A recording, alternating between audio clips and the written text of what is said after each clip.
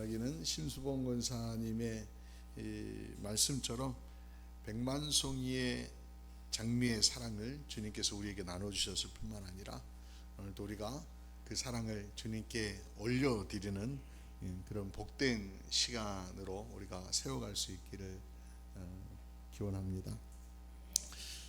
그리고 그 사랑이 또한 우리 가운데 이렇게 서로에게 흘러갈 수 있었으면 참 좋겠습니다. 우리 좌우 옆에 분들 좀 바라보시면서 곁에 있는 분들에게 이렇게 인사하십시다. 주님의 사랑으로 사랑합니다. 주님의 사랑으로 사랑합니다. 주님의 사랑으로 사랑합니다. 네. 말씀 전에 이렇게 제가 인사드립시다라고 하는 것은 앞에 분들은 뒤에 어느 분이 오셨는지 잘 모르실 거예요. 뒤에 계신 분들 앞에 분들 다 보이시지만 서로 보면서 나는 우리가 지금 올려드리는 예배가 어느 분과 함께 예배를 드리고 있는지 살피신다라고 하면 또 마음들이 더 하나로 모아질 수 있을 것 같습니다. 교회 설립이라고 우리가 설립 기념주일 또는 설립 감사 예배를 드리고 있습니다.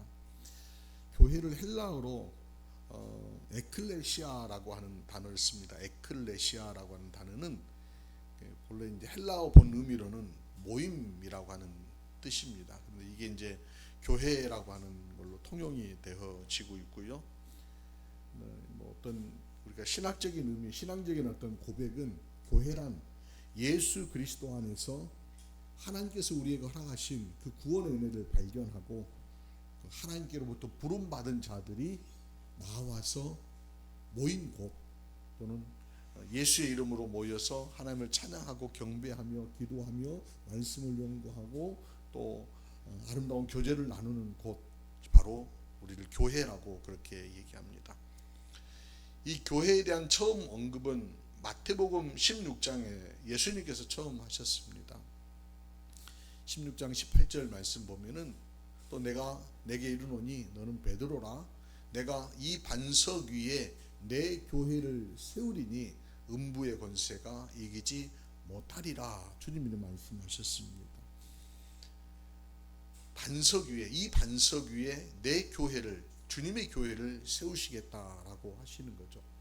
이 반석이라고 하는 해석이 뭐 캐톨릭하고는 좀 차이가 있습니다만 우리는 개신교에서는 고백할 때 이 반석이라고 하는 것은 바로 베드로가 고백하였던 주는 그리스도시요 살아계신 하나님의 아들이십니다라고 하는 이 고백 위에 주님의 교회를 주님께서는 세워가신다라고 그렇게 우리가 믿고 또 고백하고 있습니다. 그렇습니다. 예수님께서 승천하신 이후에요, 많은 사람들이 다락방에 모여서 뭔가 간절함을 가지고 기도하고 있을 적에 성령이 임하십니다.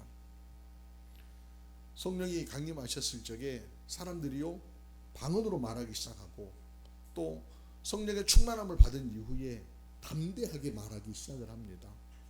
특별히 말이 어눌하고 자기 욕심에 사로잡혀 있었던 베드로라고 하는 사람이 설교를 하기 시작을 하는데 그가 전한 설교를 듣고 많은 이들이요 회심하는 역사가 일어납니다. 그리고 그 회심한 사람들이 예수의 이름으로 세례를 받고 모이기를 힘쓰고 가르침을 받고 기도하기에 전념을 합니다. 그리고 생활하면서 서로의 물건을 통용하고 떡을 나누며 하나님을 찬미합니다.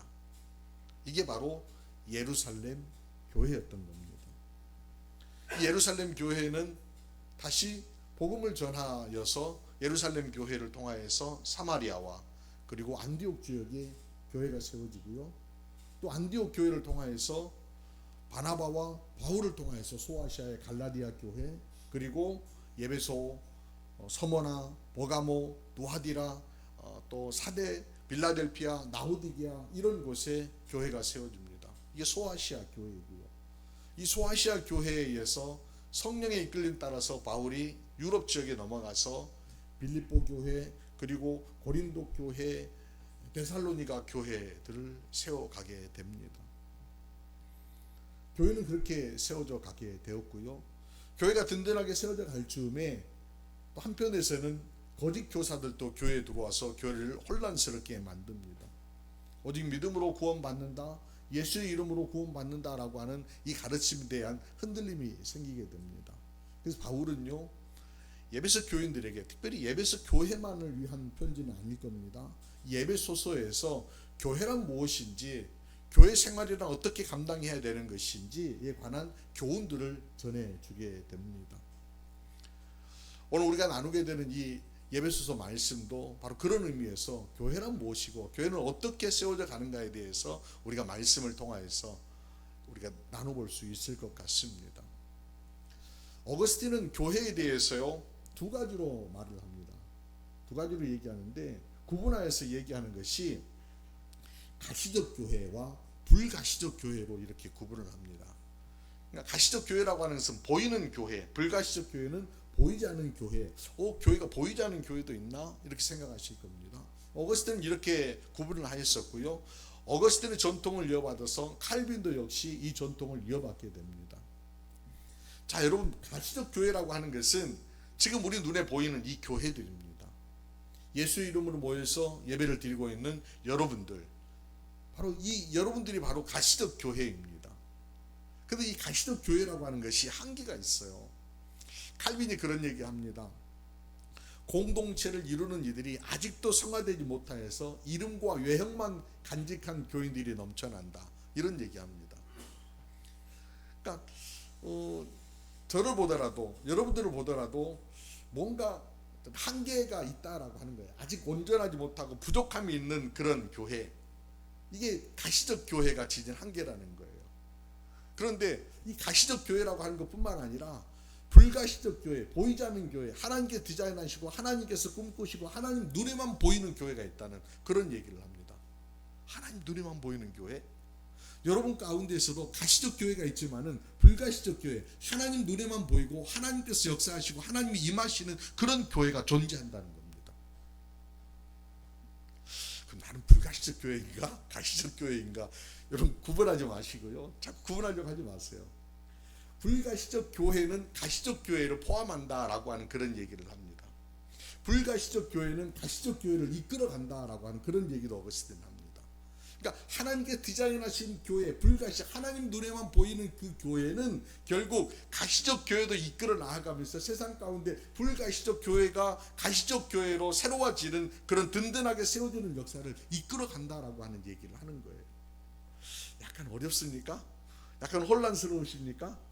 심플하게 생각하세요. 나는 가시적 교회예요. 그러나 하나님께서 기대하시는 것은 불가시적 교회예요. 근데 그 불가시적 교회를 이루기 위해서 하나님은 여전히 공사 중이세요. 나를 빚어가고 있는 중이라는 거예요. 내가 신앙 안에서, 예수 그리스도 안에서 새로운 피조물로 거듭났지만은, 거듭났다라고 하는 것은 의로운 하나님의 백성이 되었다라고 하는, 거기까지 내가 구원받은 하나님이 되었다라고 하는 것에 대한 흔들림이 없습니다. 그러나 그 다음에 빚어간다, 지어져 간다, 예수의 마음을 닮아가고 예수처럼 닮아가고 세워져 간다라고 하는 성화의 과정에서는 끊임없이 공사 중이라는 거예요. 세상 사람들이 교회를 바라보면서 막 지탄합니다. 아이고, 교회가 왜 저래? 맨날 자기들끼리 삼박질이나 하고, 아이고 왜 저래? 믿는 사람이 왜 저렇게밖에 생활하지 못하나? 이런 얘기들 합니다. 그럴 때 여러분들, 그분들한테 이렇게 얘기하세요. 아직 공사 중이에요. 아직 공사 중이에요 라고 얘기하세요. 공사할 때 안내표만 붙이잖아요. 뭐라고 붙입니까? 통행에 불편을 드려 죄송합니다. 빠른 시일 내에 완성하도록 하겠습니다. 그렇게 표를 붙여놓잖아요. 그런 것처럼 세상 사람들이 바라볼 적에 우리가 온전하지 못해요. 그렇잖아요. 그래서 사람들이 지탄하고, 아이고 왜 이렇게 그러냐라고 얘기해요. 근데 지금 어찌 보면은 교회는 공사 현장이야. 공사 현장. 망치 소리 들리고 테이프 소리 들리고 시끄러운 소리 들리고. 그래서 어떤 면에서는 한쪽에서는 아이고 잘 꾸며져 가지고 세워진 것 같은데 한쪽에서는 또 막 부시기도 하고, 그런 현상들이 있다라고 하는 거예요. 불가시적 교회의 모양으로 하나님이 디자인하시고 설계하신 그 모양대로 지금 공사 중이다라고 하는 그런 얘기예요. 자, 공사를 지어갈 적에 여러분들 인부들은요, 설계도에 따라서 또 공사 작업 지시서에 따라서 움직이잖아요. 그 작업 지시서, 설계도가 뭐입니까? 바로 하나님 주신 말씀이에요. 말씀의 설교도에 따라서 하나님 지시하시는, 성령이 우리 가운데 감동하셔서 지시하시는 그 지시 따라서 우리들이 세워가야 한다라고 하는 거예요. 오늘 바로 세움의 어떤 두 가지 얘기를 저는 여러분과 함께 나누려고 하는데, 에베소서가 우리에게 전해주고 있는 공사 지시서는 너무나도 방대하기 때문에 그 얘기를 다 오늘 풀어내면은요 뭐 몇 날 며칠을 거쳐서 하지 못할 거예요. 저는 두 가지만 여러분과 같이 나누려고 해요. 본문 말씀에 보면 두 가지를 얘기하십니다. 첫 번째는, 교회는 성령 안에서 하나님이 거하실 처소가 되기 위해서 지어져 가야 한다. 그러니까 성령이 거하시는 전이 되기 위해서 여러분들이 늘 생각하고, 내가 지어져 가는 것들은, 나를 세우는 것은 성령이 거하시기 위해서 나를 지금 막 어떤 한 부분은 막 깨뜨리시고, 어떤 한 부분은 세우시고, 어떤 한 부분은 충동하시고 이러시는 거구나. 여러분 그렇게 보셔야 돼요. 고린도전서 3장 16절 말씀 보면은 이런 말씀 있죠. 너희가 하나님의 성전인 것과 하나님의 성령이 너희 안에 거하시는 것을 알지 못하느냐, 이렇게 말씀하세요. 이미 성령께서 우리 가운데 거하세요. 그런데 성령이 거하시려면은 성령이 거하실 만한 그런 어떤 처소들로 우리가 좀 꾸며드리는 어떤 공사가 필요하지 않겠느냐는 거예요. 바울은 고린도전서 12장에서 교회를 그리스도의 몸으로 표현합니다. 교회의 머리는 그리스도이시오, 우리들은 각각의 지체이다라고 그렇게 다양한 지체들을 가지고 있다는 거예요. 이런 지체들 가운데에 중심 공간에는 누가 계셔야 된다는 거예요? 성령이 계셔야 된다는 거예요. 왜? 성령은 생명이기 때문에 그렇습니다. 생명. 하나님이 흙으로 사람을 지으셨을 적에 그 코에다가 생기를 불어넣으셨다. 루하, 영을 부어 넣으셨다라고 그렇게 창세기는 설명합니다. 마찬가지로 하나님이 예수 그리스도를 통해서 교회를 세우시고 하나님의 사람들도 부르시고 여러분들을 각각 지체로 세우셨다라고 하면은, 여러분들이 지금 하나님께서 육신의 몸을 지으셨을 적에 생명을 주신 것처럼 하나님의 자녀로 거듭난 사람들에게 성령이라고 하는 생명을 불어넣어 주신다라고 하는 거예요. 그러니까 내 안에 그 성령이 임하시는 건물이 되기 위하여서 내가 빚어가야 된다. 나를 새롭게 해 나아가야 된다. 라고 하시는 그런 말씀이에요. 그 성령이 진짜 오시나요? 성령이 내 가운데 거하시나요? 여러분들 주님의 말씀을 기억하십시오. 마태복음 18장 20절 말씀 보면은 예수님께서 이렇게 말씀하셨어요. 같이 한번 읽어볼까요? 시작. 두세 사람이 내 이름으로 모이는 곳에는 나도 그들 중에 있느니라. 아멘. 누가복음 11장 13절 또 말씀 같이 한번 읽어봅니다. 시작. 너희가 악할지라도 자식에게 좋은 것으로 줄 알거든 하물며 하늘아버지께서 구하는 자에게 성령을 주시지 않겠느냐. 아멘. 예수 이름으로 모이셨다라고 하면은 우리 가운데 성령이 거하신다는 겁니다. 성령을 간절함으로 구하는 자들에게는 아버지 하나님께서 그 성령을 여러분 가운데 부어주신다라고 하는 겁니다. 그럼 성령이 거하시는 전이 되기 위해서 끊임없이 뭔가 이렇게 성령과 함께하는 어떤 역동적인 어떤 삶을 살아내야 되지 않겠습니까? 여러분 성령 충만하십니까? 오늘 특별히 성령 강림주일입니다. 성령 충만한 이야기들을, 성령이 되어지는 어떤 길들을 제가 오늘 여러분과 함께 나눠보려고 하는데, 여러 차례 여러분과 나눴던 얘기입니다. 제가 좋아하는 책 가운데 노렌스 형제가 쓴 하나님의 임재 연습이라고 하는 책이 있습니다. 이 책이요 최근에 새롭게 또 번역이 돼가지고 출판이 되었더라고요. 오래전에 출판되고 많은 사람들이 읽혀지는 그런 책인데, 아마 요즘처럼 혼란스럽고 힘든 시기에 필요한 책인 것 같아서 새롭게 아마 출판을 시도하신 것 같아요. 이 책이 쓰여졌던 게 1614년도에 쓰여진 책인데요. 노렌스 형제가 1614년부터 40여 년 동안 수도원 생활을 하면서 일상생활 가운데에서 하나님의 임재를 경험하고 하나님의 임재를 연습하는 그런 내용들을 글로 엮어서 소개하고 있어요. 그 시기, 그러니까 1600년대의 유럽은요, 우리가 역사에서 보았던 것처럼 흑사병이 그냥 그 지역을 휩쓸고 간 시기였고요. 그리고 전쟁이 끊임없이 있는 그런 시기였어요. 전쟁과 흑사병이 있었다라고 하는 것은 죽음의 두려움 또는 삶의 의미를 잃어버리는 그런 세대였다는 거예요. 그 시대에 하나님의 임재 연습을 통하여서 그럼에도 불구하고 하나님이 함께 하신다, 하나님이 지지하고 계신다, 하나님 우리 가운데 거하기를 원하신다라고 하는 그런 메시지들을 나누고 싶으셨던 것 같아요. 지금도 마찬가지잖아요. 코로나로 인류가 정말 무기력해졌습니다. 전쟁이 안 나면 좋으련만 우크라이나와 이스라엘 전쟁으로 인하여서 지구촌 굉장히 좀 시끄러운 가운데 그 전쟁의 여파가 세계 경제를 막 요동치게 만들고 있지 않습니까? 이것만이 아니라 기상이변으로 인하여서 일상의 생활들이 굉장히 지금 힘든 그런 예측할 수 없는 그런 시기들을 우리가 맞이하고 있습니다. 이런 시기에 가장 절실하게 필요한 게 뭐이겠습니까? 바로 하나님의 임재, 성령의 다스려 주심이라는 거예요. 그러니까 노렌스 형제가 이 하나님의 임재 연습에서 계속해서 하는 그런 얘기 중에 하나가 하나님의 임재를 계속 구하고 하나님의 임재를 위해서 기도하는 어떤 것들을 하는 것인데요.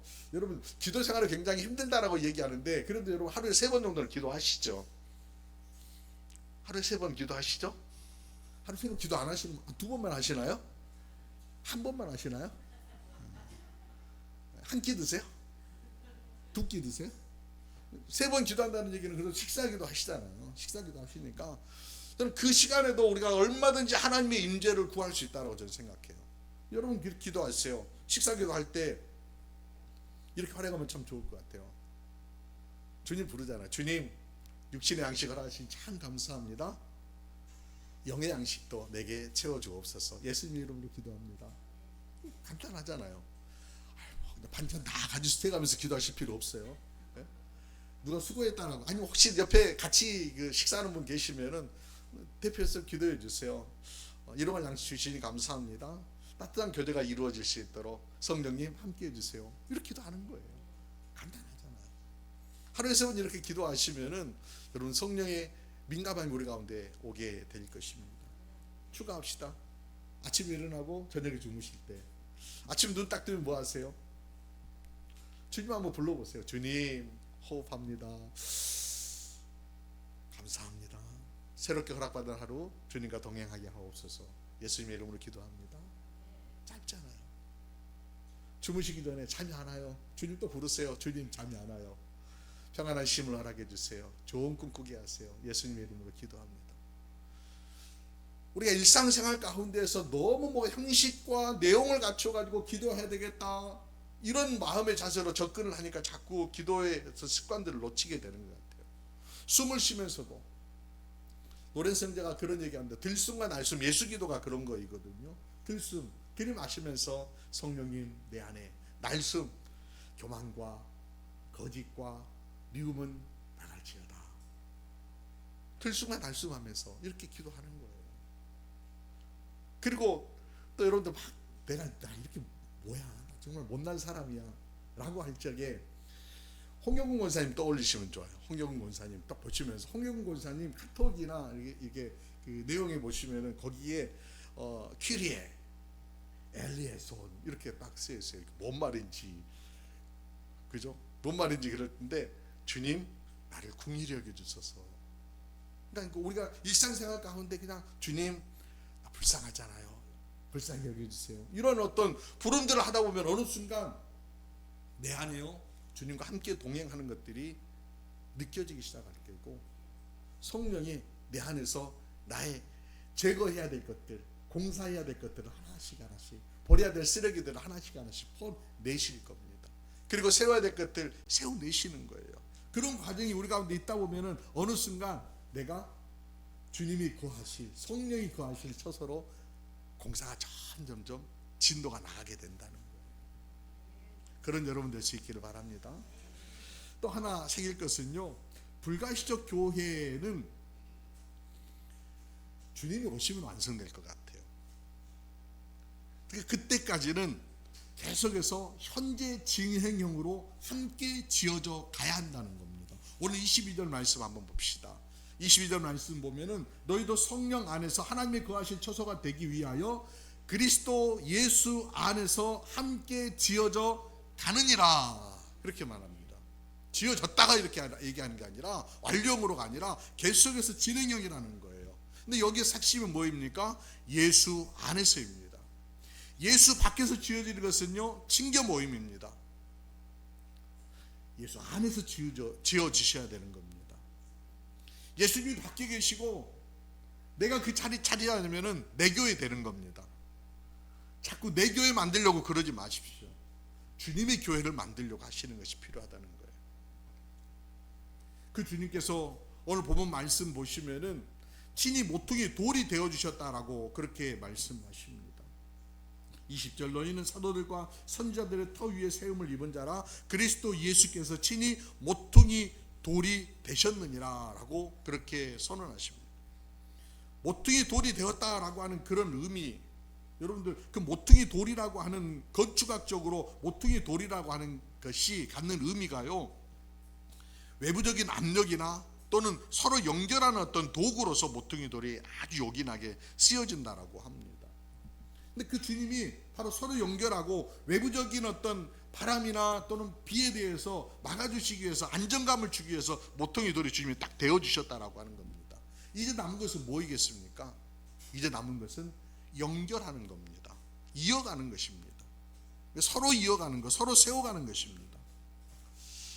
우리가 가시적 교회 안에서 자꾸 이렇게 실수하고 넘어지는 주요 요인들 가운데에 다름에 대해서 잘 인정이 안 된다라고 하는 거예요. 여러분, 세상에는요, 나 같은 사람이요 존재하지 않습니다. 나는 나 혼자뿐입니다. 옆에 있는 상대는 언제나 다른 존재인 겁니다. 다른 사람이라는 거예요. 근데 늘 나라고 하는 렌즈를 통해서 그 사람을 보니까 섭섭함이 있고요, 불편함이 생기지만은 예수라고 하는 렌즈를 통해서 그 사람을 보고요, 내가 다름을 인정하게 바라보면은 그 사람과 조화를 이루면서 나아갈 수 있다는 거예요. 무지개가 왜 아름답습니까? 빨주노초 파란불 다 다른 색이잖아요. 그러나 그게 다 연결되어 있고 하나처럼 뭉뚱그려져 있으니까 아름다운 거 아닙니까? 때로는 가시적 교회가 갈등에 부딪힐 수 있고요, 때로는요 외부의 비바람 몰아치고 흔들어 놓을 수 있을 것입니다.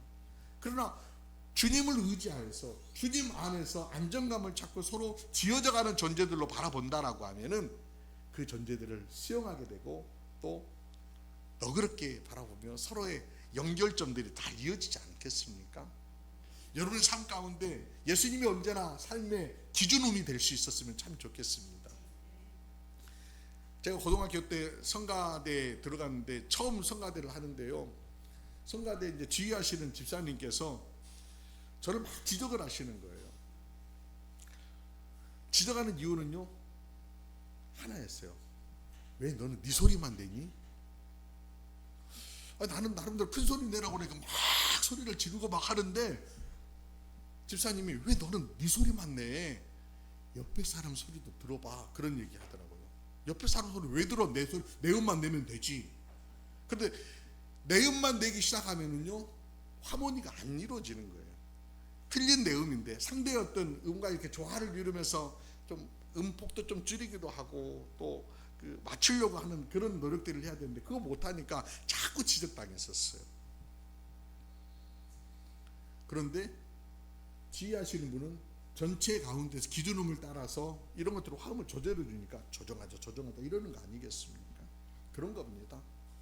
하모니를 이루려고 하면은 예수님이라고 하는 기준점을 통하여서 내 목소리만 내는 것이 아니라 상대방의 목소리를 들으면서 하모니를 이루어 나아갈 적에 좋은 화음을 이루는 공동체가 될 수 있는 것입니다. 사랑하는 여러분, 우리 제자교회가 그런 공동체 되어지기를 원합니다. 그렇게 지어져 가는 것이 주님 오실 때까지 행할 것입니다. 불가시적 교회는 그때까지 진행이 됩니다. 만약에 불가시적 교회가 완성이 되었다, 그건 하나님 나라입니다. 그건 하나님 나라입니다. 바라기는 우리 모두가 함께 지어져가는 제자교회, 이 교회 안에서 성령이 거하실 전으로서 우리가 정말 노력하고 힘쓰며 함께 지어져 간다라고 하는 그런 마음가짐으로 서로의 이야기들을 들어주고 또 바라봐 주시면서 예수 그리스도를 기준점 삼아서 나아가는 여러분 모두가 되어질 수 있기를 주님의 이름으로 부탁을 드립니다. 기도드리시겠습니다. 거룩하신 주님, 우리로 주님이 거하실 거룩한 전이 되게 하심을 감사드립니다.